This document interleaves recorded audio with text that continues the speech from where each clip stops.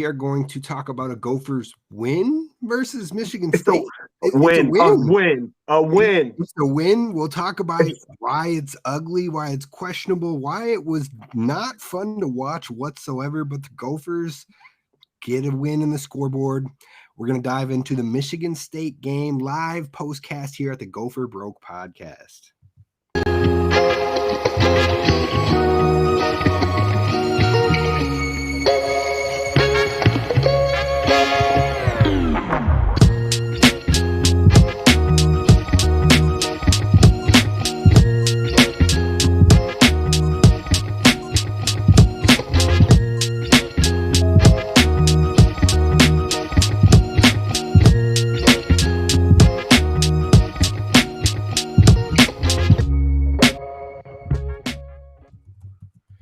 You are listening to the Gopher Broke live postcast of the Michigan State and Gophers football game. The Gophers play an overtime game and they get a win. Tristan, the scoreboard says it's a win, right? Talk to me here. What's going on? It don't matter. It don't matter. A win's a win. Win's a win. Again, it was ugly. It was an emotional roller coaster. But at the end of the day, you find a way to win. You made it as hard as you possibly could. The defensive line, only unit that showed up today, it felt like. Defensive line was in this game the whole time. They kind of slowed down that second half, but dominated the game in the first half. Now that's secondary. We might have to have some discussions about this secondary. We got cooked. We did not make tackles. And it was not a great performance. But in the end, we still got to win. We got to win. I'm nervous about Drake. Lindsey, we're going to have to teach him diving lessons because that was scary. I don't know. And what I thought it when it was happening, I was like, why are you not just stretching out? You're 6'5", dude. You can take a shot. You'll be okay. And that was scary. Dude, there were so many questions in this game. Yes, the Gophers win this one 23-20, but even the win itself with the winning play, people are going to question it. People are going to say, did he step out of bounds? People are going to say all sorts of things. People are going to say, should that DPI could have counted when the other one didn't count against the Gophers? There's so many questionable things in this game, but what we can't question in the end is what the final result will be. But what I will question, and we're going to go into this game from top to bottom, the Gophers offense is atrocious. It's atrocious. I'm done making excuses for this shit anymore. You said it. Tell the people what you texted me about this team and the offense in this game. Midway through, if I see another, it's like every other play is like a vertical play. The wide receiver screen is the dumbest thing I've ever seen. It never works. It doesn't ever work. It's a 1 yard loss. I literally texted you. I said, if I see another wide receiver screen on a third down for a loss of 1, I'm going to throw up. This is disgusting. First off, I'm going to help you out on that. It'd be a horizontal play on that front, but horizontal, yeah, on that one. But what I meant was you texted me at one point and you said, it's like we only can play offense when it's 2 minutes. And you're 100% correct. The only time this Gopher staff, the OC, PJ Fleck, put it on whoever you want. The only time they play to actually play aggressive is in the final 2 minutes of a half. Why aren't we doing that every freaking second of the game? You have success in the up-tempo style, in the quick offense with throwing the ball. Let's run a quick tempo offense and move the ball up and down the field. And yes, we can see the movement on that time. I'm talking about in the drives in this game. It's just so frustrating to watch. 3-play drive, 3-play drive, 5-play drive, 3-play drive, 9-play drive, 4-play drive, 3-play drive. But then in those 2-minute windows, we have a 10-minute drive or a 10-play drive and a 9-play drive because they actually just say, okay, we got to score here. We got to move it. We have limited time. Put big plays up. Why don't we just play like that the whole game? If we do that, this team is actually fun to watch in those windows, and you take advantage of the talent that we have. Now, I'm happy that we got a win, but man, we were no confidence. Gift wrapped this win. It's just hard. It's hard, man. Especially after watching the first half. The defense was in full control. The defensive line was absolutely dominating.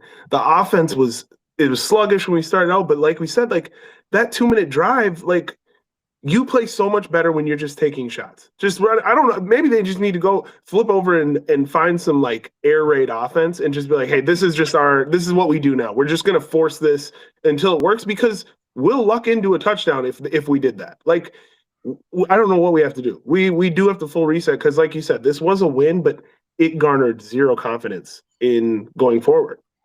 Yes, I mean, shout out to our guy, Careful Carpenter, over on YouTube. Yes, I am happy about the win. Regardless, a win's a win. We've talked about this Gophers team has found a way to win ugly a lot this season, but a win is a win, and you will take it. But I still want to see improvements because Coach Fleck, who we are backing, like we've still backed him here on this podcast, Oh, yeah. he's always talked about changing your best, and now it's time to back that up as well. We can't slow start every game. We can't play it safe and passive every game. Joe Rossi headed into this game knowing Minnesota, knowing that he wanted to stop the run, and he wasn't stopping the run. So then he started to load the box a little bit more, play zones that made us take the underneath play. And he started like, here, take a 3-yard pass. Take a 3-yard pass. We're going to stop you, or you're going to have an incompletion at some point, and the drive's going to end.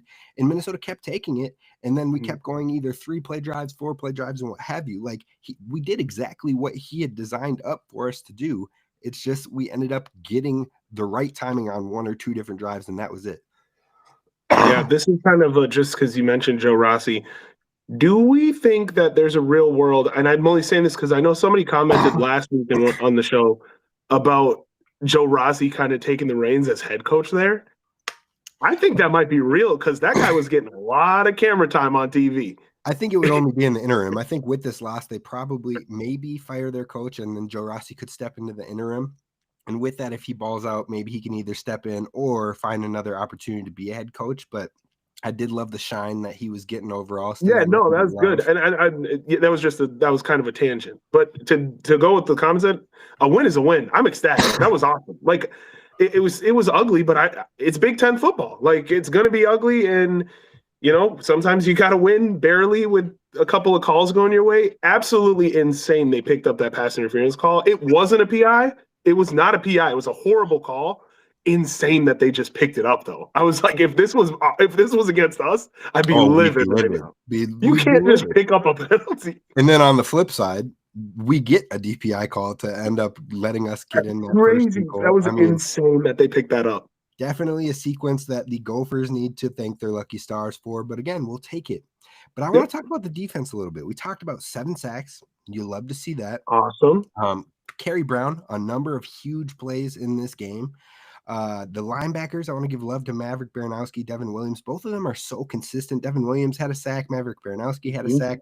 Both of them big-time tacklers as well. Probably be quicker to list the players who didn't have sacks. That's probably fair on that one. But the biggest thing that I'm going to say is, like, I know we talk about bend, don't break, but my goodness, I need some consistency still because we've seen the juggernaut of sacks, and then we've seen the terrible moments as well. And with that, we had a broken play, 3rd and 6, that turned into a 71-yard touchdown.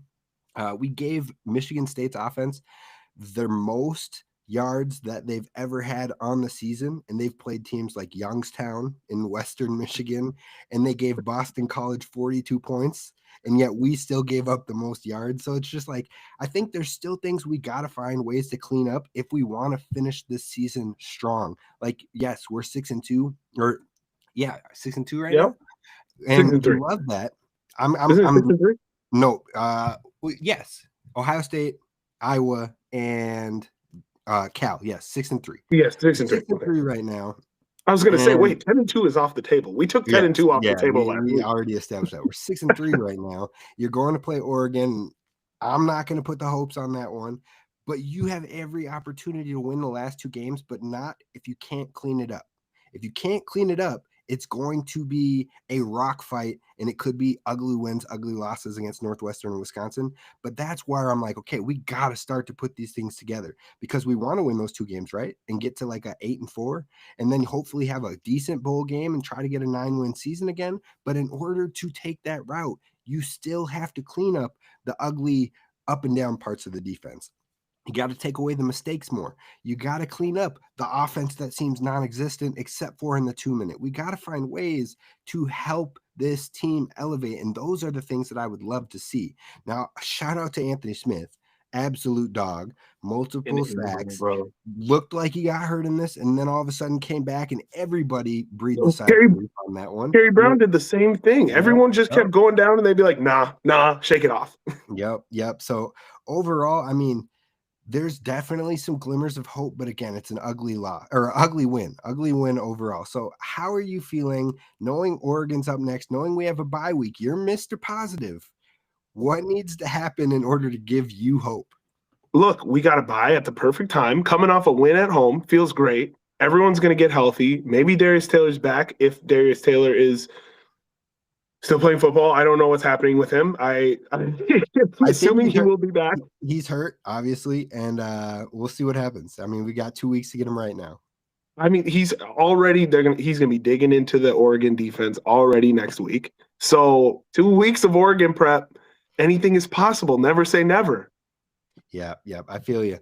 We had a comment that said, how many 2-yard passes are we going to throw? Tristan would agree with you 100% on that one. And I do wonder, like, outside of the two. Go ahead. And no, it literally feels like, okay, like you get 2-3 yards on that first down run. That's a first down run. That's just that's normal.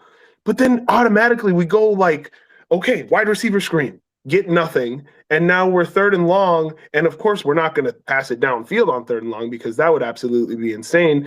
And so it just feels like we're wasting that second down on a garbage little screen that I don't know what it is about the way we run it, but it just feels like it's never successful. Like we're not getting any yardages off those plays. And I could be wrong. If you dig into it, maybe we are. But in my brain, when I'm watching the game, I'm like, that was a stupid play. That was a waste of a play. I'm not seeing deep shots anymore with this team. I know I brought it up earlier. Not unless it's overtime. It's not unless it's overtime or we have a minute 30 to go the whole field.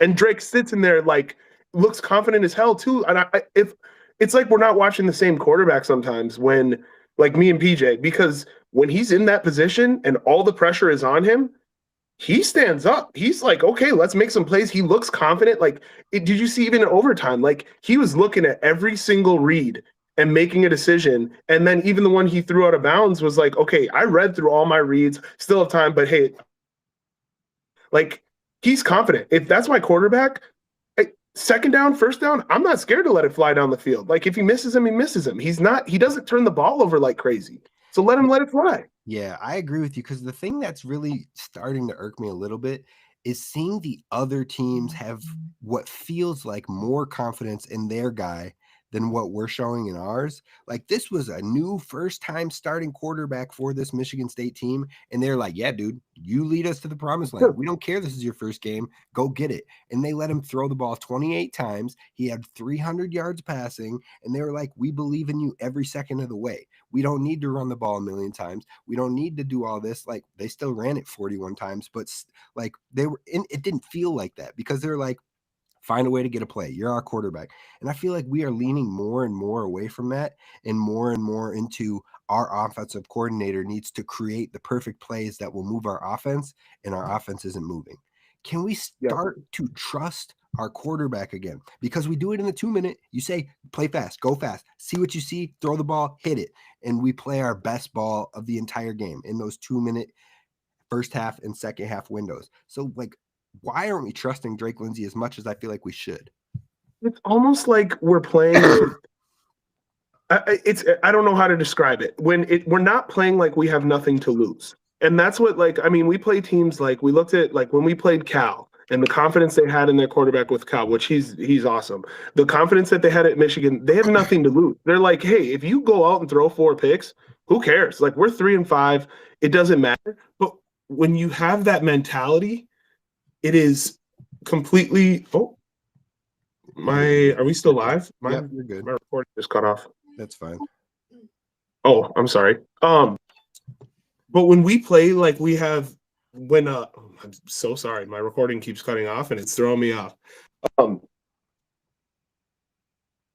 know what's happening right now. You're good, bro. When we play, if we were to play like we had nothing to lose, we would look so much better. Like this offense needs to like keep rolling in that way. And so I'm sorry, I've lost my train of thought.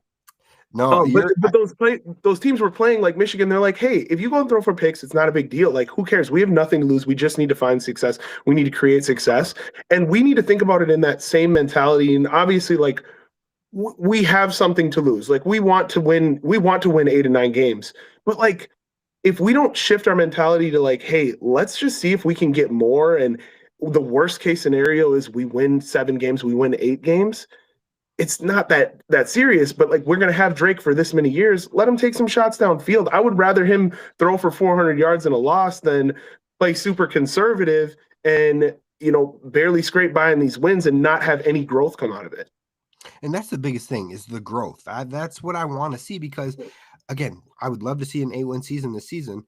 But in the end, we're trying to build this program up to the point where you can have a bigger year or a bigger season, like a 2019, right? That's what you want to get to see your team have a shot at a playoff sometime, or to see your team start to build more interest from the bigger recruits and have that top end, that high end for a year or two with a great class and a great surrounding cast and what have you. And it's like right now you have a fairly young team with a lot of your key players. So it's like, why aren't we letting them build in that winning mentality, build in the opportunities so they've been there and they know how to do it moving forward? Let them go and ball out and see what happens. Like you said, make the mistakes and hopefully grow from it. But then that also brings to me our kicking situation. Our kicker has missed so many field goals on the year. It's like, we know we have 2 young guys. One of them we beat Bama out for. The other one was like an all-state kicker. Why not give him a shot? Like, we've already missed a number of kicks, right? So why not give these dudes a chance to get their feet wet, build in the environment, and if they miss it, it's the same thing we're doing with the other dude, but this dude's actually learning from it. Like, Factor fiction. Factor fiction. Every Daniel Jackson that has played on this field has been elite.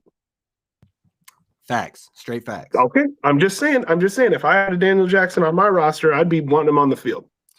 I feel you 100%. I mean, it's a winning name here in Minnesota, so you might as well get him on the field. Speaking of which, like, even the broadcast is talking about the right side of our line and how it's been the struggle. It's been the problem of this Gophers offensive line. Do we not have a guy named Brett Carroll who was a 4-star recruit that was an all high school, all prep bowl game player that like is sitting in the wings that was an all-state center? Three athlete type guy, won state championships in track and wrestling. I think he's on the squad, right? I think he's like a red shirt freshman, I believe. He can play center. Ashton Pierce has already told you he can play guard. Why don't we move one of those 2 guys to the right guard, since your right guard's not going to be here next year and your right tackle's not going to be here next year? Like, these are the parts that I don't get. Why don't we start building up opportunities so there's experience, so then we can carry, hopefully, positivity into the future as well? Yeah, and I'm not going to even pretend to know or understand offensive guard, tackle, center play or what goes into the thought process. But it just feels like you got to shuffle some things around. Be like, hey, let's try you out at guard this week. See what happens. Let's move you here. See what happens. Especially if you have guys, and you texted me this, the definition of insanity. Just we keep doing the same things over and over and expecting a different outcome. But like, hey, this didn't work against Iowa. Let's try Michigan State. Let's see if it's any better. Like, it gives you an ugly win against a bad team and an ass win against a good team. Like, let's start trying some new things. That's the biggest thing I need from this Gophers team is play faster on offense, because in the 2-minute windows, it looks great. But for some reason, you want to get away from it in every other point. And on defense, missed tackles, got to clean those bad boys up. Miscommunication, got to clean that last big one. It's like 4. So overall, the Gophers find a way. They get the dub. Third down offense was very, very poor, but they get a win. What are you? Hey, yes. Let's go back to the sacks. Let's 7 sacks in this game. Like, we now lead the Big Ten in sacks. Like, we have a dominant defensive line. They're so good. We got to win. Drake Lindsey put the team on his back, gets to the pylon just enough, and that's a win. That's a win. I don't want this. Let's celebrate. Let's be happy about this. So we don't. Here's what I'll celebrate with you. I'll celebrate Fame Ijaboy, 108 rush yards on the day. Boom. And I believe he had a rushing touchdown. Yep, first touchdown of the game. Shout out to Fame Ijaboy, 17 attempts, 108, and a touchdown. Shout out to Javon Tracy, 7 receptions with 61 yards. He makes dudes miss. Like, he always Mm-hmm. is fighting forward. I love watching Javon Tracy play. Lemecki had some big ones in this one. So overall, there are definite bright spots on this team, and hopefully we can continue to build on those bright spots. I want you to pick one offensive player and one defensive player of the game for the Gophers in this one. I'm going Fame Ijaboy. I mean, we knew we were going to need a back to step up, and he did it right out of the gates. That first, what was that long? The long run he had was 40, 50 yards. He had a nice little rip the long one right at the beginning of the game. And then 49. defensively, 49 yards. Yep. And then defensively, it's hard to pick one of them. The defense was awesome today, but I mean, Anthony Smith, an animal. And then still just, he's getting banged up. That huge stop at the end of the game. Oh no, he wasn't involved. That was Kingsbury who made that huge hit in was it overtime? No, it was going to go into overtime. Whatever. It doesn't matter. But the D line played super well. I'm gonna go Anthony Smith though. Anthony Smith, 1.5 tackles, 5 tackles. Coy Parrish had 10 tackles in today's game. Our boy Zaquan Bryan did not play today.